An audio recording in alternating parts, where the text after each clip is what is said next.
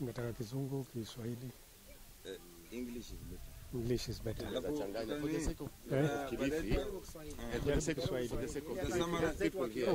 Waelewe. Okay. Asante, mimi naitwa Martin Mwaro, ambaye ni katibu wa Baraza la Mawaziri na mkuu wa utumishi wa umma katika serikali ya gatuzi la Kilifi. Siku ya leo nilikuwa Kilifi kufuatia ushauri ambao nilikuwa nimepewa na mawakili wangu.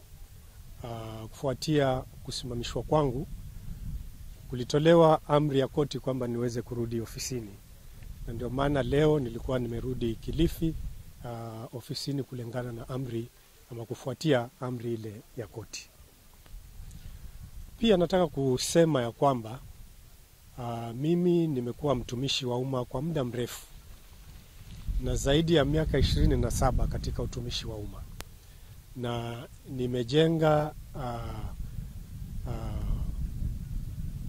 nimejenga reputation yangu katika utumishi wa umma. Niko na historia, nimefanya kazi sehemu mbalimbali na nimefanya kazi vizuri. Sija kuwa na shida ya mambo haya yanayozungumzwa ya kukosa uadilifu. Na nilikuwa nimechukua nafasi hii ya kurudi nyumbani kuja kuhudumia watu wa nyumbani, kwa sababu niliamini kwamba nina mchango wa kutoa katika kuboresha gatuzi hili la Kilifi. Kwa hivyo nia yangu ni kwamba mimi nitasimama kidete, nihakikishe kwamba haki imetendeka, pia nihakikishe kwamba nimeweza kuclear jina langu kutokana na madai ya kwamba ninakosa uadilifu.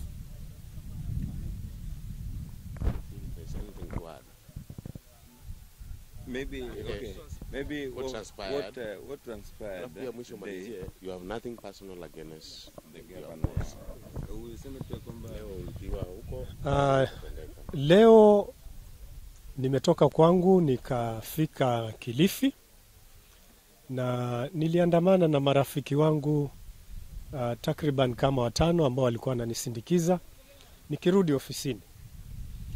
Na nilifanya hivyo kwa sababu mimi pia nilikuwa nimepata habari kwamba huenda pengine kuna mambo yaliyokuwa yanapangwa ambao hayakuwa mazuri. Kwa hivyo ili kwa usalama wangu nikauliza marafiki wachache waweze kuandamana nami, na tulienda pale tukafunguliwa lango kwa amani, tukaingia ndani ya ofisi mpaka pale kwa secretary bila fujo yoyote. Tukaweza kuzungumza na secretary pale, lakini akatueleza kwamba ile ofisi ilikuwa imefungwa na funguo zikatoka na mwenye amepewa ofisi ile kusimamia kwa sasa. Na tukaona kwamba lile halikuwa jambo zuri kwa sababu ile ni ofisi ya umma. Hata hivyo mimi nilikuwa mvumilivu pamoja na wale marafiki ambao walikuwa wamenisindikiza, na tukawa tunajaribu kutafuta njia tutaweza kupewa nafasi ya kuingia kwa ofisi. Ghafla tukaanza kuona watu wanaingia, mpaka mwisho kukaja mshauri wa kisheria wa stahiki gavana na solicitor wa kaunti ya Kilifi, na tukaanza kujadiliana. Katika majadiliano yale kukaja wanasiasa pale ndani. Walipoingia wale wanasiasa wakaanza shout nitolewe, kwamba atolewe. na kukazuka vurugu, na kweli nikasukumwa nikatolewa nje ya ofisi. Mimi, I have nothing personal against His Excellency the Governor.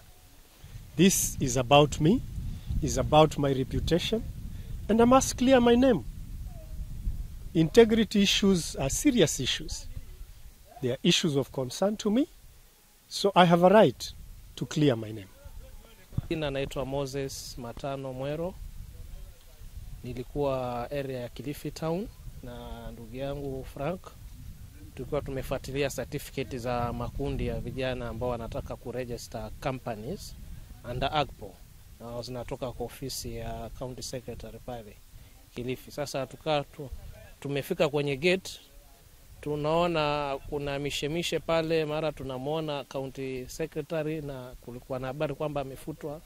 So ona gate imefunguliwa, sisi tukaingia kwenda kwa County Secretary wake pale. Kufika pale sasa tukaanza kuona askari wa county wameingia, spokesperson wa county ameingia, tukaanza kuona baadaye vurugu, ma MCAs wameingia, legal advisor wa county ameingia na akaanza kuwa mkali, anaanza kumshautia County Secretary. Baadaye wakaingia MCAs MCA wa Tamu kama sijakosea, wa Junju na wengineo kadhaa ambao walikuja tayari na kumshika mashati County Secretary na wakamharass na kumsukuma. They were so physical, they really assaulted him.